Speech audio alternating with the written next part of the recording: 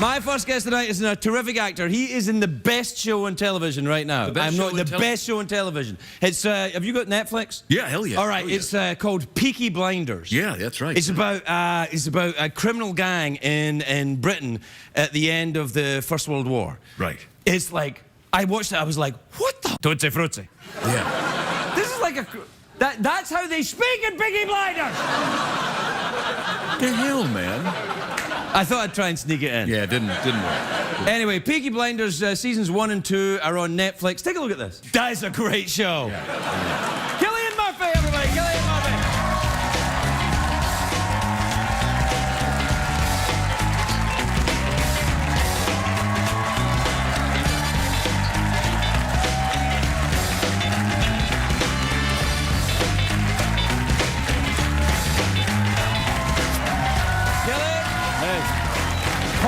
Congratulations. I am not kidding. I came in one day and said to everybody, I didn't, before I even knew you were on, I said, you've got to see this show. It's amazing. Oh, thanks, man. Were you aware when you were putting it together of just how crazy this thing is? It's pretty wild. Yeah, no, I mean, I read the first 2 scripts. Right. You know, and that's your mistake. Never do that as an actor. Yeah. Well, if you go off the name alone, it doesn't reveal much. You know? I know. I thought it was about dancing or something. You know. Really, you can't tell. Right. But it was so compelling and so unusual and unique, and yeah, I was hooked immediately. The name Peaky Blinders is the name of the gang, right? And they were a real gang in Birmingham. Is that right? That's right. Yeah. And I mean, the name. Kind of the clue is in the title, I guess, but they had these, you know, the peaked cap, which is like the uniform of the working class in Britain and Ireland, and so they used to sew razor blades into the peak of the cap, and that so that they could take your because they used to do that in Glasgow in the razor gangs. They would sew them into the lapel, so when you grabbed somebody, you'd lose your fingers. It's not pleasant. No, it's not, and that's why I moved into comedy. But what's interesting to me is you're Irish, clearly, and you play someone from Birmingham who's interacting with a lot of Irish people. Yes. Do you ever sit with an actor and think, that's not very good, that accent you're doing? Well, the thing about this was that everybody was doing different accents. Right. Like, I was doing Birmingham. The Irish characters were like, you know, the Annabelle Wallace who plays Irish, she's raised in Portugal. Sam Neill, he's a Kiwi, he's playing Belfast. Sam Neill's accent is great in this, isn't it? Yeah, he sounds a bit like Ian Paisley. Yeah, is that what he did? Is that what the accent he was looking at? I think he was going for a bit of that. Right. Yeah, fire and brimstone. It's really weird. It's such an odd show. It's like The Wire made by Kurosawa in Britain at the turn of the century. It's nuts. It's a great description. Well, it kind of is. It's just bananas. Yeah. And what I'm fascinated by as well is that it's a working class story. That's the thing. You see, I think in Britain, for ages, like the upper middle class and the aristocracy are so well represented in drama, but never really the working class. Right, it's all Downton Abbey. I say, Charles, no, absolutely. Yeah,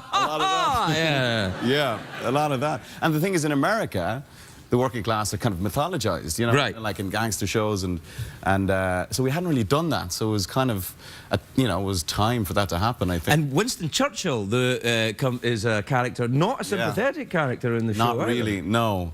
No, he did some bad stuff as well as some great stuff. Right, yeah. You know? I mean, it was the thing about Churchill is people forget, because they used to say in Britain, I don't know if he's the right man, but he was the right man for the job then. Exactly. Which they also used to say about Stalin. You know, it's like...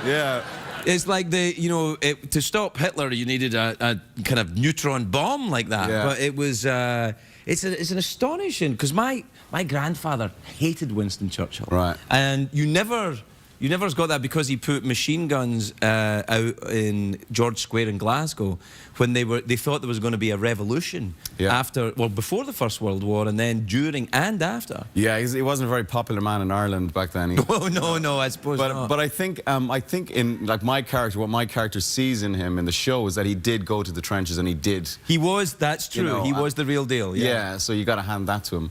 But yeah, it's fascinating to have somebody like that as a main or a featured character in a show like that. You know, a major historical figure. Now, the character that you play is was he a real guy? Did he really exist? There was a Shelby family. Yeah. In fact, the writer Steve Knight is from Birmingham, so and he, you know, all these stories were passed down to him through his parents. Through his, I think his mother was like a runner for an illegal bookmaking gang. Good Lord. So he had them as a child, and these memories, and he wanted to tell this story. And so this family did exist, and he always used to remember them as being incredibly dapper, despite not having much money, and you know, and very fierce. And then he just, I suppose, expanded that and created and goes into his own roman à clef. Yes. You like. What about the horse riding? You do some. Is that you riding that horse? That is. It's not, is it? No. No. It is. It's a real horse. You see that? Yeah. Yeah. They do it right. Yeah. He's a real horse, and he was. Yeah, I had to do bareback. Right. I saw it in the very first scene of the first episode when you ride it, because my wife is big on horses. Oh, right. And she's watching and she's going, oh, he's good. He can actually do it. And well, it's like, oh, so we get to watch it then? Well, it's that classic actor thing of, you know, do you fence? Do you ride horses? Do you drive a car? Yes, of course I do. But you don't, you know, I can't do any of those things. Can you drive a car? I have recently learned how to drive a car. Is that true? Yeah. But it's because you live in London? Yeah. Yeah, see, I lived in London. There's no need to have a car in London. It's a waste of time. It's just a way to get parking tickets. It kind of is, yeah. Whereabouts in London do you live? General kind of... I live in Queen's Park. Do you know? I used to live in Hartland Road. Really? Yes! Oh, just next to the subway station, well, or the London Underground. That is mad. I used to go to the discount chicken place right on the corner. It's now Mr. Fish. Oh, well, there you are. I could, although, and I'm now a vegan, so well, I can't, Do you ever do that? Do you ever do the vegans? No, I'm not. I can't. I was vegetarian for like 12 years. What happened? Bacon sandwich? No, it wasn't the bacon sandwich. It was, I went venison.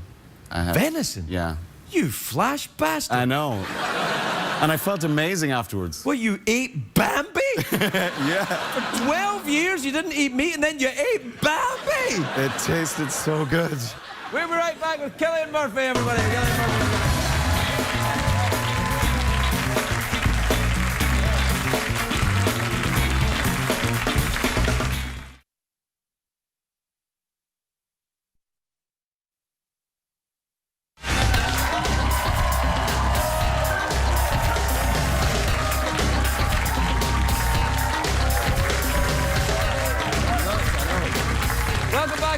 I'm here with Cillian Murphy, and we were talking about the Peaky Blinders, which is the best show on television, with the exception of all the great shows on CBS.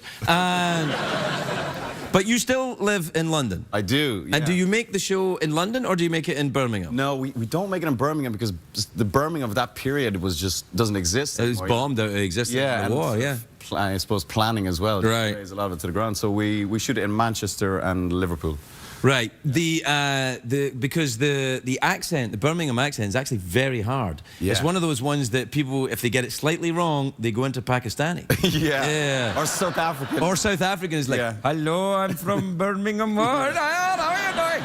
Yeah, it's a tricky one. It's a tricky one. It is. And it's to sort of make it sound cool as well. Or not cool, but, you know, if you're a gangster, it's important to have some element of... Yes, not that we're for a moment suggesting that a life of crime is cool. No. Although we don't make movies about people who just live normal, happy lives. This is it. Do you ever read a script and go, nah, this guy's too much of a bastard, I can't do it? Yes, yeah.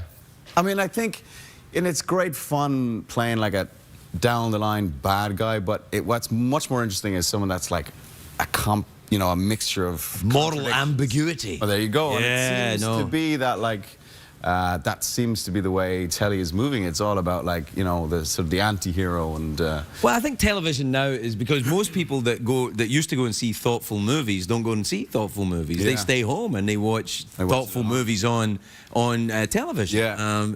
So it's kind of an interesting thing. So movies now are like, you know, shoot 'em up, rock and sock 'em, you know, or kids movies, which is fine. Yeah. You ever done one of them? Which one? Well, the 28 days later thing. Oh, yeah. That was good fun. A lot of zombie action in that. A lot of zombies in that. You took your complete clothes off. You went full Kardashian in that movie. Yeah, I did do that. Yes. Thanks. Now, everyone will be like Googling that right now. Find it on the internet. You don't necessarily have to use Google. You can use whatever search engine is legal on CBS. So, do you have a pet? I have a cat, yes. Oh, really? A cat, you said? Yes, I do. Got a cat? He's a ginger cat. You have no idea what kind of cat he is, do you? So you have a cat, and you live in London, and you have children? I do. How many? I have 2 boys. Well, that's enough. Yeah, it is. I have 2 boys, too. Do you? How old? 13 and 3. Oh, wow. Yeah, Scottish people ejaculate once every 10 years. It's like, you know these big orchids in the jungle that once every 10 years just like that? And whoever's around gets pregnant. And that's... I thought it was the same with the Irish. It can be, I think. Yeah, I got lucky, I guess. Yeah. What age are your kids? They're 9 and 7, so... So you got right back to work. Yeah. Yeah, it took 2 years, but I did it. So, yeah, no, good for you. And that's it, no more. So your boys go to school there. Are they going to be actors, you think? I don't know. I don't know. Would you like them to be actors? I don't think you can really stop it, can you? No, you can't. Is the thing. I mean, yeah, as long as they're not goths, I don't mind. Not what? Goths. Goths? As in G-O-T-H-S. Oh, goths? Yeah. Yeah. We don't do THs very well in Ireland. No. No. Yeah. And I've been here so long that I didn't understand a word of what you said. Yeah. What part of Ireland are you from? Cork. Ah, that's down the bottom. Yeah, down I know south. where it is. Yeah. Yeah. My family are from Donegal. Oh, really? Yeah. Beautiful there. Yeah, no, I think so, yeah. I've never been to Cork, except the airport. Haven't you? Yeah. It's second county in Ireland. It's very beautiful. There you are. Yeah, it's kind of like Birmingham, you know, the second city syndrome. But it's beautiful. Do you do theatre in that very swanky theatre in Dublin? What's it called? The which one? There's that very famous theatre in Dublin. The Gaiety. Yeah, why not? The Abbey. The Abbey is what I'm thinking. The Abbey, the National Theatre. Yeah. No, I've never worked in the Abbey actually. But you do a lot of theatre. I do a lot of theatre, yeah, but I have never worked in the Abbey. Do you do the Shakespeare? I have never done Shakespeare. See, it's about time, son. Do you think? It's about time. It's a high diddly-dee Hamlet. I don't know. I kind of a bit of a... I never trained, so I'd be a little, like, anxious about the whole Shakespeare thing. Well, I think that sometimes, though, if you look at Shakespeare... I mean, I was just thinking about the show you've done. Yeah. Right? And if you look at that Peaky Blinders show, and season 3 has just been announced, right? That's right. Right, so congratulations on that. That's great. But the Thank you. You know, I was kind of like... You guys are like, oh, all right. We haven't seen it yet, so we don't know if we're happy about it. But I think that a naturalized approach to stories which have been told more than once is a very good idea. Yeah, that's true. And when you look at that period in history, with what's the name of the director, the guy who put it together? Otto Bathurst. Yeah, he's a bit of a star. He's very good. He's very talented, and he directed the first 3. And then Tom Harper directed the second 3. And then That's Colin just McCarthy. the same 2 guys over and over again? No, Colin McCarthy did the second season, second block. All right, I haven't seen the second season yet. Yeah, it's good. It gets darker. It gets kind of wild. Gets darker? Yeah, man. Yeah, it gets kind of, yeah, if that's... Wow, that's kind of like the Coen brothers get a little weird later on. Yeah, I know. I shall look forward to it. I really am taken with it. I think it's the most exciting piece of television I've seen in years. Oh, you're very good. And you are spectacular in it. Thank you. Anybody who knows anything about this show knows I don't do the crikey with actors, but you are really good. Well, I appreciate it. It was awesome. Cillian Murphy, everybody. We'll be right back.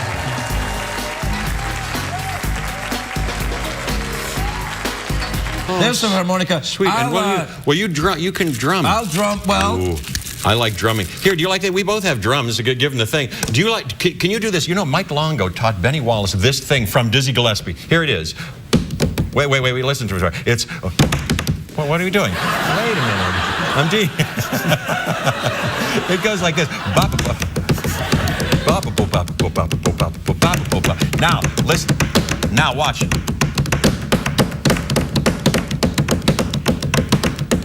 Now watch.